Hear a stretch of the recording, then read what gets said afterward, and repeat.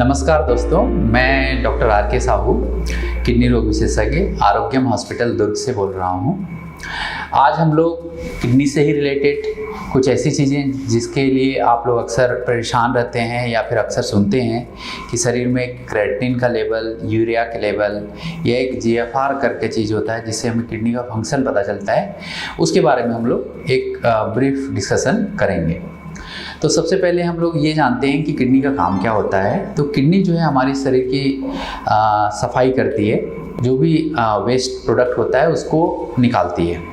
लेकिन इसके अलावा भी किडनी बहुत सारे काम करती है, जैसे शरीर में खून की मात्रा को मेंटेन करना, उसके लिए एक स्पेसिफिक हार्मोन रिलीज करती है जिससे हमें खून की मात्रा ठीक रहती है।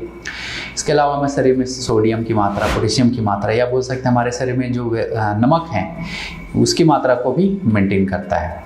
इसके अलावा हमारे हड्डियों को मजबूत करने के लिए कुछ स्पेसिफिक हार्मोन जैसे पैराथायरॉयड हार्मोन, उनका एक्टिवेशन करके हमारे हड्डियों को मजबूत भी करता है। तो इस प्रकार किडनी केवल वेस्ट प्रोडक्ट निकालने के अलावा और भी महत्वपूर्ण कार्य होते हैं। लेकिन आज हम लोग जो डिस्कस करने वाले हैं वो क्रेटिनिन की जो शरीर में मात्रा होनी चाहिए वो कितनी होनी चाहिए और कितना बढ़ने पर उसको हमें सीरियसली लेना चाहिए और हमें अपने नज़दीकी डॉक्टर से मिलना चाहिए। तो नॉर्मली जो क्रेटिनिन होता है हमारे शरीर में डेली प्रोडक्शन होता है। तो हमारे शरीर में जो क्रेटिनिन जो बनता है वो हमारी मांसपेशियाँ जो होती हैं और भी बहुत सारे जो अदर सेल्स होते हैं उनके टूटने से बनता है। और इस तरह रोज़ हमारे शरीर में कुछ मांसपेशियाँ नहीं बनती हैं, सेल्स बनते हैं और रोज़ टूटते हैं। तो इस तरह क्रेटिनिन का प्रोडक्शन डेली होता है। लेकिन हमारे किडनी जो है वो डेली जो भी शरीर में वेस्टेज होती है यूरिया क्रेटिनिन उसको निकाल देता है। इसलिए हमारे शरीर में यूरिया क्रेटिनिन की मात्रा एक रेंज में एक रेंज में ही रहती है, उससे नहीं बढ़ती है। जैसे नॉर्मल जो रेंज है हम लोग 0.6 to 1.1 या कुछ लैब 1.4 तक देते हैं, वहाँ तक हम सामान्य मानते हैं।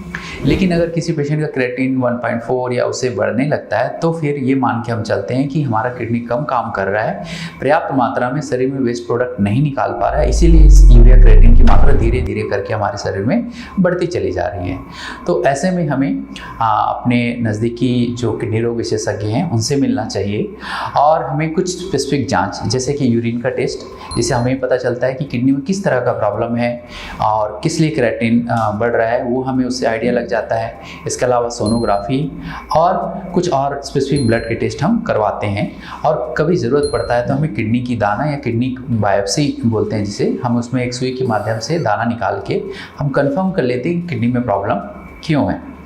तो ये तो किडनी में प्रॉब्लम हमने देखा कि यूरिया क्रेटिनिन बढ़ रहा है उससे हो रहा है, किडनी प्रॉब्लम होने की वजह से हो रहा है। लेकिन एक और भी चीज़ है जिससे यूरिया क्रेटिनिन बढ़ सकता है और वो है पर्याप्त मात्रा में पानी की शरीर में कमी होने की वजह से। अक्सर ऐसा होता है कि जैसे हम गर्मियों के समय में बहुत ज़्यादा अगर धूप में काम कर लें, बहुत ज़्यादा पसीना बह जाए तो उसकी वजह से शरीर में पानी की कमी हो जाती है, उससे भी एक टेम्परेरी यूरिया क्रेटिनिन बढ़ सकता है, जो कि वापस से हाइड्रेशन मेंटेन करने के बाद वापस से यूरिया क्रेटिनिन नॉर्मल हो सकता है। इसी तरह अगर किसी को बहुत ज़्यादा उल्टी, दस्त, डायरिया ये सारी चीज़ें हो जाती है तो उसकी वजह से भी शरीर में पानी की कमी हो जाती है। या रोड ट्रैफिक एक्सीडेंट में किसी की बहुत ज़्यादा ब्लीडिंग हो गई तो उसकी वजह से भी यूरिया क्रेटिनिन बढ़ सकता है। ये सारे जो चीज़ें हैं ये इसको हम लोग टेम्परेरी किडनी में प्रॉब्लम बोल सकते हैं और इस समय के साथ में बिल्कुल ठीक हो जाता है और किडनी बिल्कुल नॉर्मल हो जाती है, यूरिया क्रेटिनिन बिल्कुल नॉर्मल हो जाता है। लेकिन कुछ ऐसी बीमारियां जैसे कुछ लोगों को डायबिटीज़, हाइपरटेंशन या कुछ ऐसे कंजेनाइटल डिसीज़ होती हैं जिसकी वजह से किडनी में प्रॉब्लम जो है वो परमानेंट रहती है और ऐसे कंडीशन में क्रेटिनिन जो है धीरे धीरे धीरे करके बढ़ता चला जाता है। तो ऐसे कंडीशन में हम इस तरह के जो पेशेंट होते हैं उनको हम स्पेसिफिक कुछ मेडिसिन्स लिखते हैं और कुछ स्पेसिफिक लाइफस्टाइल मॉडिफिकेशन करते हैं जिससे उनका यूरिया क्रेटिनिन उस गति में नहीं बढ़ती और काफ़ी लंबे समय तक उनका किडनी स्वस्थ रह सकता है। तो आज हम लोग ये डिस्कस करेंगे हम अपने शरीर में या हमारे जो लोकल बेसिकली हमारी जो लाइफस्टाइल मॉडिफिकेशन में ऐसे क्या क्या चीज़ें करें जिससे हमारे शरीर में यूरिया क्रेटिनिन नहीं बढ़े। तो सबसे पहले है, सबसे इम्पॉर्टेंट है, अगर आपको शुगर ब्लड प्रेशर है तो एक बेस लाइन अपना किडनी की जांच करवा लीजिए, जिसमें आपको एक सोनोग्राफी की जांच, एक यूरिन की जांच और ब्लड सैंपल में आपको यूरिया क्रिएटिनिन की जांच करानी होगी। इसके साथ साथ आपको शुगर और ब्लड प्रेशर की जो दवाइयाँ हैं वो आपके जो डॉक्टर्स हैं उससे दिखाकर एकदम पर्याप्त मात्रा में सही टाइम पे लेना चाहिए। अपना शुगर ब्लड प्रेशर को कंट्रोल रखना चाहिए। इसके अलावा होता है सबसे इम्पॉर्टेंट, मुझे लगता है इवन शुगर ब्लड प्रेशर को भी कंट्रोल करने के साथ साथ किडनी को भी प्रोटेक्ट करके रखता है, वो है आपका वजन और आपकी एक्टिविटी कितनी है। अगर आपको वजन ज़्यादा है तो आपका शुगर और ब्लड प्रेशर कंट्रोल नहीं होगा और उनको कंट्रोल करने के लिए ज़्यादा दवाइयों की ज़रूरत पड़ेगी।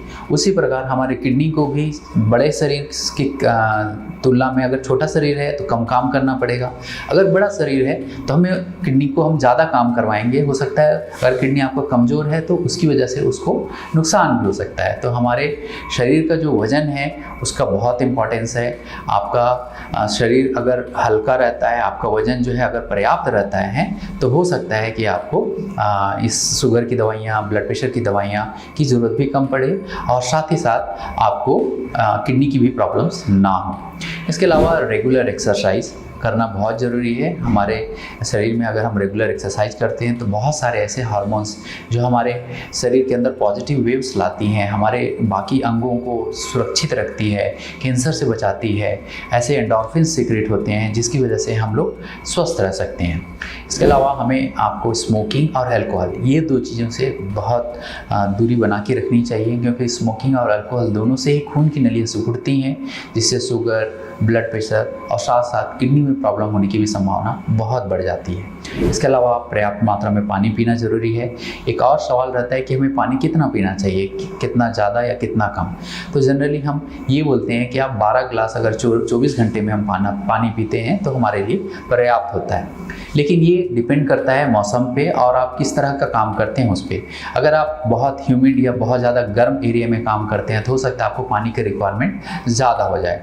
तो ऐसे कंडीशन में हम कैसे देख सकते हैं कि अगर हम रेगुलर 1 या 2 घंटे के डिफरेंस में 1 गिलास हम पानी पीते हैं, अगर उसके बावजूद भी अगर यूरिन का कलर अगर बहुत ज़्यादा गाढ़ा पीला आ रहा है तो वैसे कंडीशन में आपको ज़्यादा पानी पीने की ज़रूरत है। सिमिलरली आपका यूरिन का जो कलर होना चाहिए वो स्ट्रॉ कलर, एकदम हल्का पीला आप बोल सकते हैं या स्ट्रॉ कलर बोल सकते हैं, वैसा मेंटेन होना चाहिए। लेकिन अगर बहुत ज़्यादा डार्क है तो आपको ज़्यादा पानी पीने की ज़रूरत है, या बहुत ज़्यादा बार बार पेशाब जा रहे हैं तो आप ज़्यादा पानी पी रहे हैं। ये रही हमें पानी पीने की बात। इसके अलावा हमें कुछ चीज़ और ध्यान रखना चाहिए, जैसे कि हमें दर्द की दवाएं जो होती हैं वो दर्द की दवाओं का जो है सेवन नहीं करना चाहिए। अगर दर्द की दवा की ज़रूरत पड़ती है तो वो सिंपल आप पैरासिटामोल लीजिए। कोशिश कीजिए कि आप डाइक्लोफेनेक, आइबुप्रोफेन ऐसी दवाइयों का सेवन कम से कम करें। इसका डायरेक्ट इफेक्ट जो है आपकी किडनी में है और किडनी में जो इंजरी होती है कई बार वो इरिवर्सिबल भी हो जाती है अगर आप लंबे टाइम से ये दवा खाएं। तो ये हमने देखा कि आप अपने लाइफस्टाइल में ऐसे मॉडिफिकेशन करके आप अपना यूरिया क्रिएटिनिन तो ठीक रख ही सकते हैं, किडनी को स्वस्थ तो रख ही सकते हैं। आपका शुगर बीपी की भी दवाइयों की ज़रूरत हो सकता है काफ़ी कम हो जाए। अब रही बात कि अगर आपको यूरिया क्रिएटिनिन आपने टेस्ट करा और यूरिया क्रिएटिनिन अगर बढ़ गया है तब क्या करें।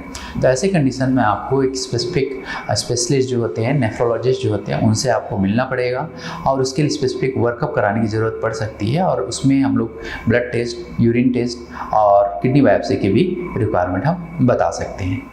तो ये हमारा बेसिकली फर्स्ट पार्ट था किडनी और किडनी रिलेटेड डिसीज़ के बारे में। हम लोग नेक्स्ट पार्ट में और डिटेल में हर चीज़ों के बारे में डिस्कस करेंगे। और अगर आपको इस किडनी या किडनी से रिलेटेड या इवन किसी भी बीमारी से संबंधित आपको कुछ भी क्वेश्चंस है तो आप हमें हमारे कमेंट सेक्शन में कमेंट कीजिए, मैसेज कीजिए, हम उसका जवाब जरूर देंगे। धन्यवाद।